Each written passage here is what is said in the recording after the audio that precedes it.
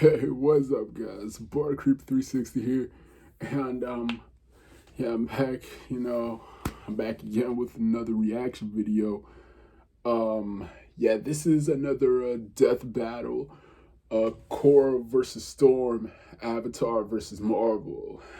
hey, before we start this video, I just want to say, the original video will be a link in the description below. And yeah, I gotta tell you, man, it's been a while since I, reacted to these death battles, man. It's just, yeah, I kind of, missed like maybe a few death battles, but still, looks like I'm back at it, man. Hey, Korra versus Storm, man. I gotta tell you, man. I mean, they're both cool. They're both awesome. But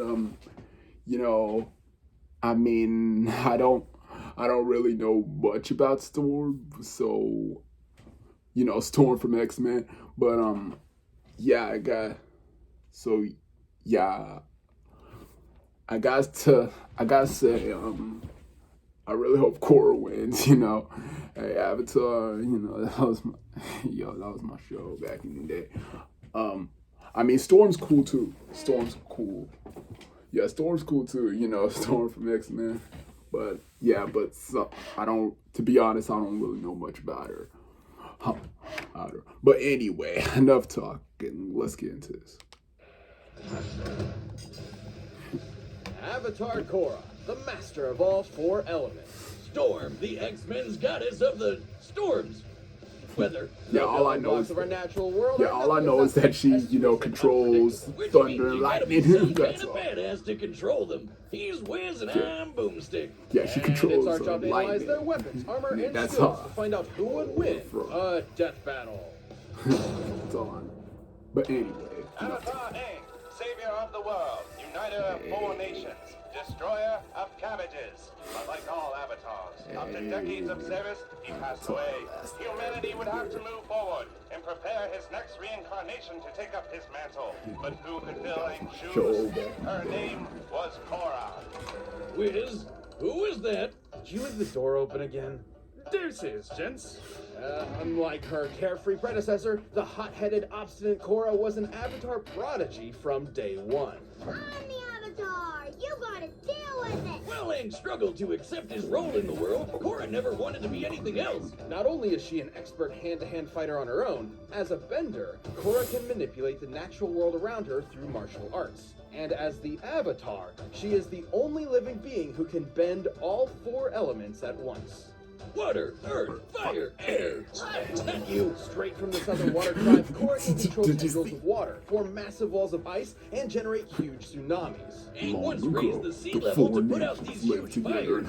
Looking at the size of the area and what did it take to submerge it, he had to move over 35 million metric tons of water. And since Korra is a reincarnation of Aang and every past Avatar, she should be just as powerful. With earthbending, Korra can heave big-ass boulders around, shape and control metal, and even tear apart the ground beneath her enemy's feet. Kinda like when her Avatar ancestor Kyoshi broke off a chunk of a continent, dragged it across a bay, and basically just created a new island, named after herself. Queen shit.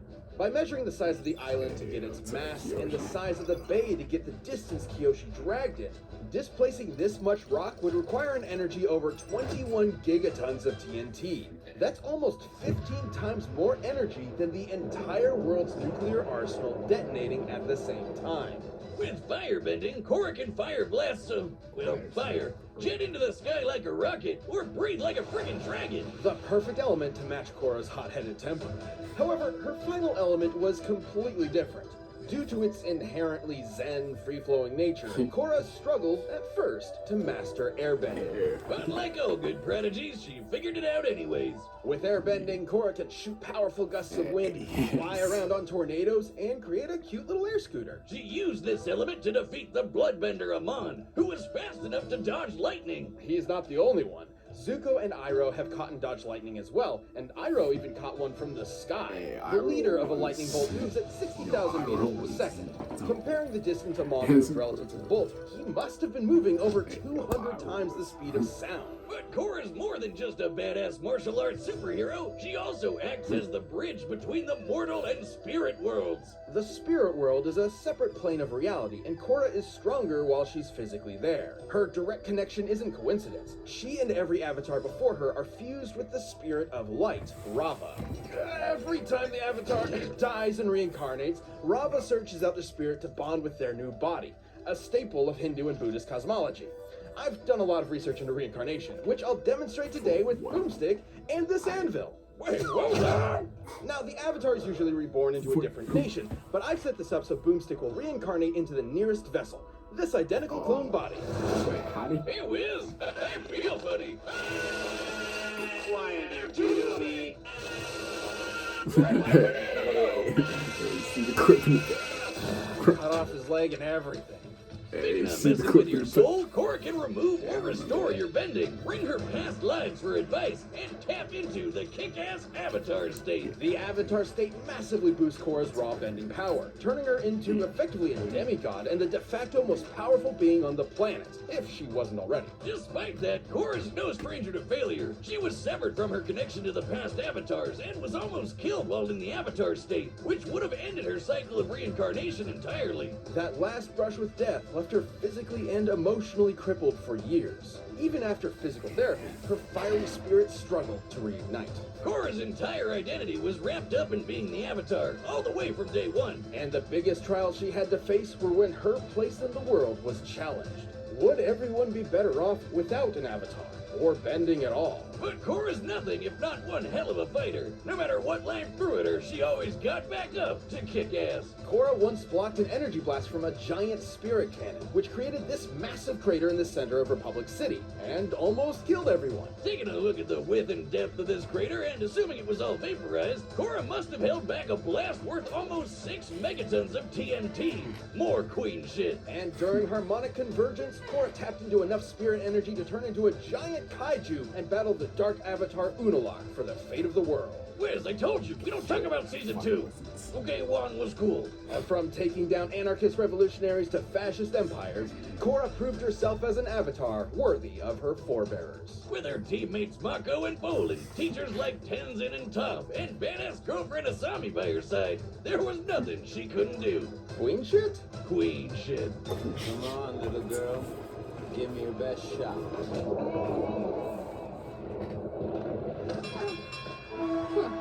Chump. Boomstick. Do you know what happens to a person who's struck by lightning? The same thing that happens to everything else. You got it. Do you know what happens to white-haired mutants whose parents are killed by a plane crash? They become badass weather witches. After Aurora Monroe's parents were that, she was forced to fend for herself on the streets of Cairo under the tutelage of Ahmed El-Jabbar. The life of a street rat wasn't doing it for Aurora, so she took off across the Sahara in search of a real home. And that's when she began to master her mutant powers. In the same way that Homo sapiens, humans, evolved from earlier hominids like Homo erectus. Go ahead. Homo superior, or mutants, are an offshoot of regular humans. They possess the X gene on their 23rd chromosome that effectively grants them superpowers. But it's a lottery. You could end up like old Beak here. Or you could end up like Aurora and possess complete control over the weather itself, while being super hot, unlike Beak.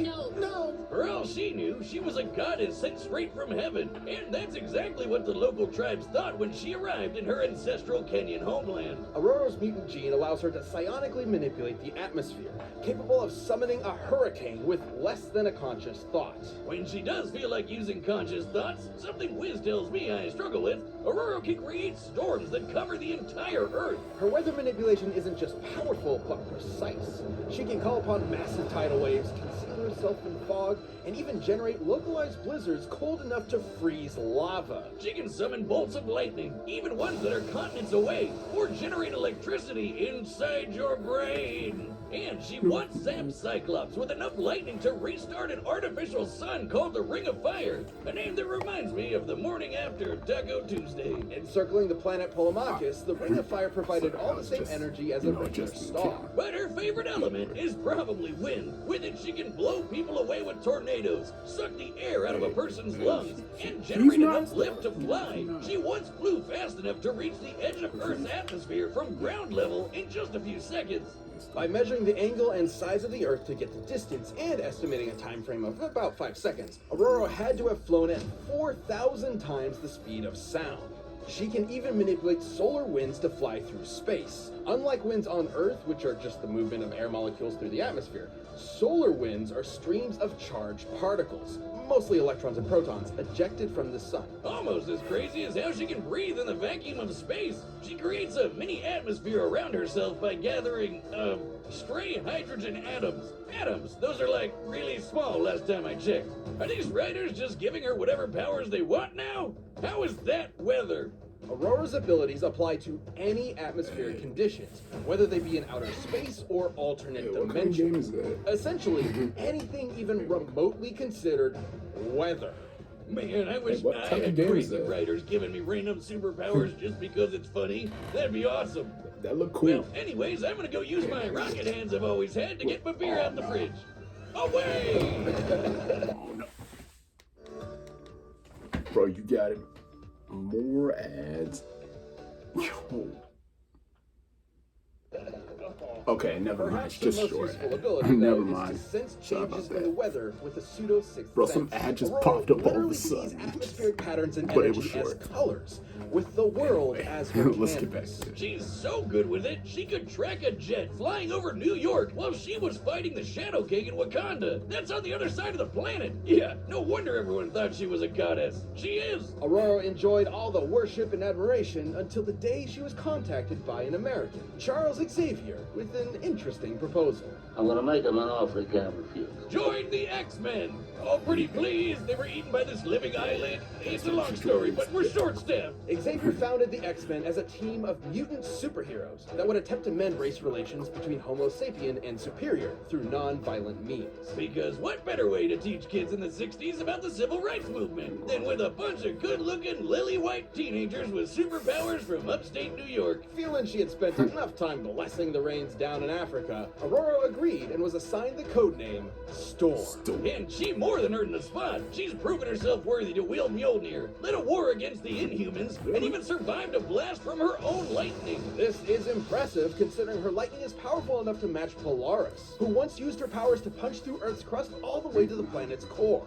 Assuming she pulverized a cylinder of Earth all the way down, she had to have exerted over 15 teratons of TNT. She once beat the mutant Callisto in unarmed combat, and Callisto has apparently mastered every single martial art known to man. Despite her unbelievable power, Storm has trained extensively in hand-to-hand combat. You get it? It also probably didn't hurt that she's fast enough to dodge literal beams of light. But did you get it though? Nope. And after kicking Callisto's ass, she became the queen of these sewer-dwelling mutants called the Morlocks. She really just couldn't escape being worshipped, could she? Even by grody underground monster people. Well, she later married the Black Panther T'Challa and became Queen of Wakanda too, so she really runs the gamut. But even heard about demigods that. have their Achilles heels. That plane crash from her childhood left her crushed under Yeah, rubble she for did, days, giving her a marry, bad King case of T'Challa. claustrophobia that rears its ugly head every once in a while. But that's not enough to I mean, stop I this never read the queen. comics, After the departure of yeah, Scott I heard Summers, that Storm became the Storm leader of married, the you know, X-Men. Black Panther. Because, of course she did.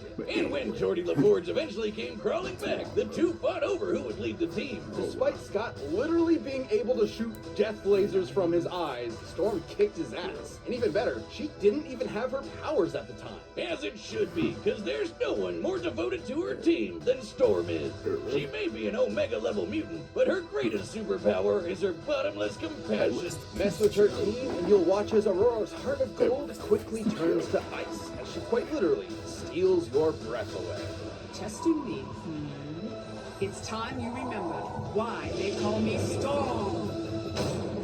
I think I remember watching the X-Men. Alright, the combatants are set in That front of the animated, data through you know, all X-Men possibilities. series. But first, if you're dealing with the emotional Yeah, I weight of forgot beating where the I X-Men watched or it. maintaining the balance of the elements, or, normal stuff because it's 2021 and everything's on fire, check out BetterHelp. This episode of Death Battle is sponsored by... Sorry, I gotta cut this away. I mean, I'm not sponsored or anything. If there's anything I mean, Sorry, I got skipped this ad. Wait, hold on. Alright. And battle! Alright, now let's go. I'm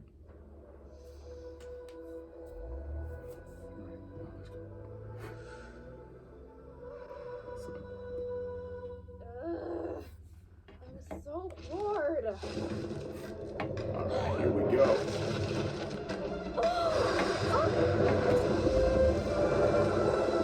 Your powers are impressive, but you lack discipline. I'm the Avatar, Master of all elements. You want to see for yourself? Of course, Avatar. I'll show you what an X-Men can do.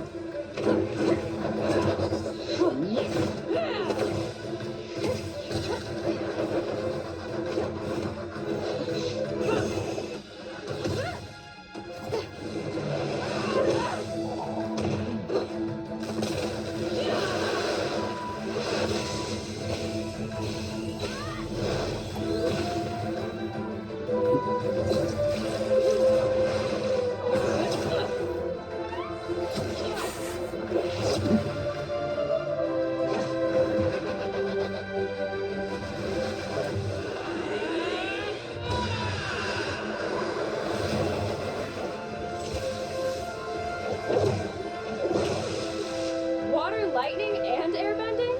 Starting to feel a little less special here.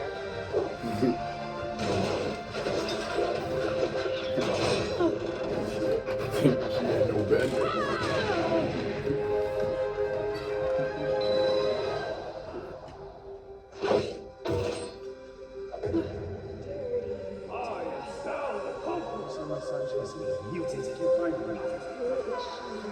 Where am I?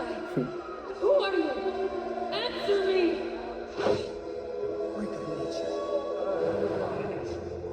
Gotta get out. Gotta get out. Scott, Jean, Logan. I won't let you down!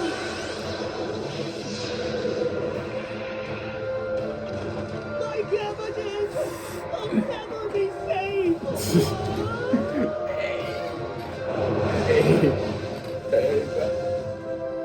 You're no bender. Hey, I see what they did. That cabbage guy's always getting.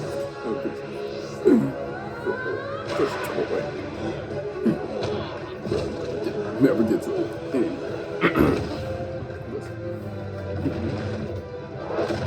Man, that never gets old.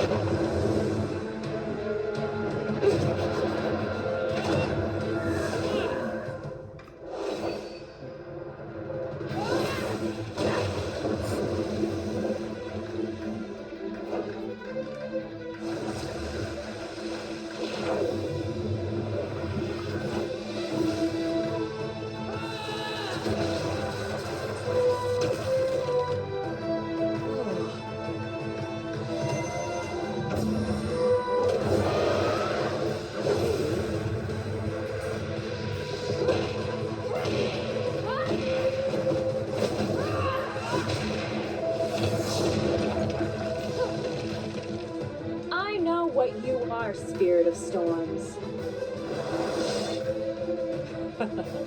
Exactly.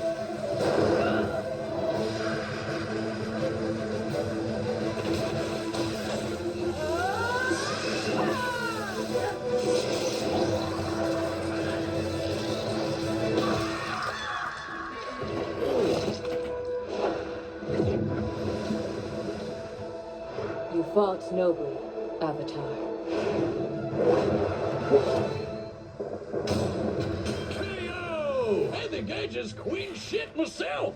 This fight wasn't totally straightforward. Korra can dominate most fighters pretty easy with her raw bending power and martial arts skills, especially with the Avatar stick. Not even some of the best benders on the planet like Zahir and Kubira could stand up to her at her best.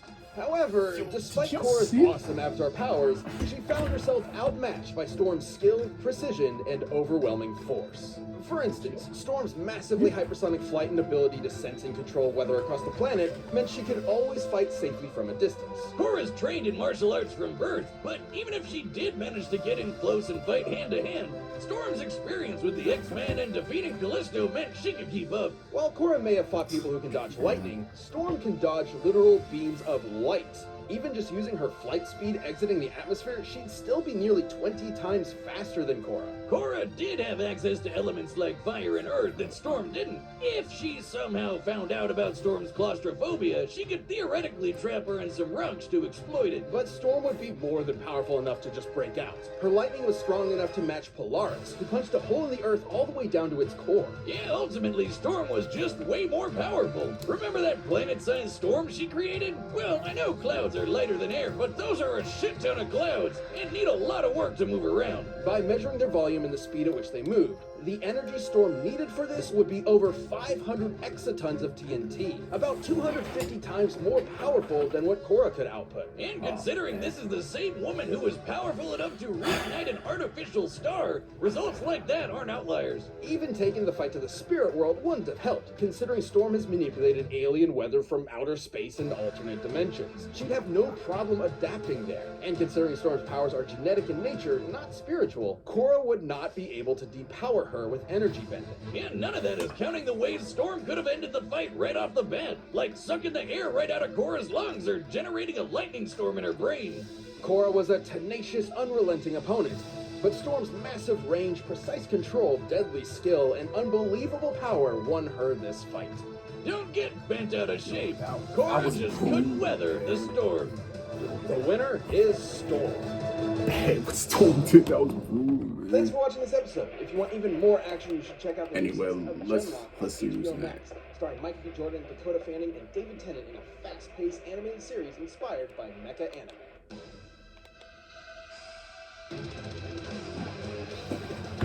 Oh yeah, Madara versus Isaac. Hey, I gotta check that out.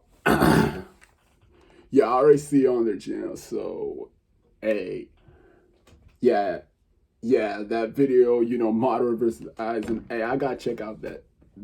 But anyway, yeah, can't wait to, you know, watch the next video, the next death battle, you know, Madara versus Aizen and Naruto versus Bleach. But yeah, yeah, this is a real that hey, that death battle was it was amazing. It was awesome, like always. But yeah, I didn't really expect Storm to win. Well, but she won though. Hey, like I said, oh well. I mean, I'm not bad or nothing. It's just, man, that final blow, man, was something, man. It was brutal, man. I didn't expect her to win, but yeah, this was another cool video, like always, you know. Hey, these death battles be, you know, dope. They be, you know, they be hella dope, man. But yeah, what did y'all think about this? What did y'all think about this video, about this death battle? Well, leave me a comment, you know, and also leave me a comment, tell me what I should react to next, and yeah, you know, just you know, be sure to subscribe if you are new, and yeah, I hope you guys liked this death battle. Here, the original video will be in the link in the description below, like always. And yeah, yeah, this was dope, dope. I already said that, but anyway, this was dope. Yeah, I already said that, but anyway, thank you guys for watching, and I'll see y'all in the next video. Peace.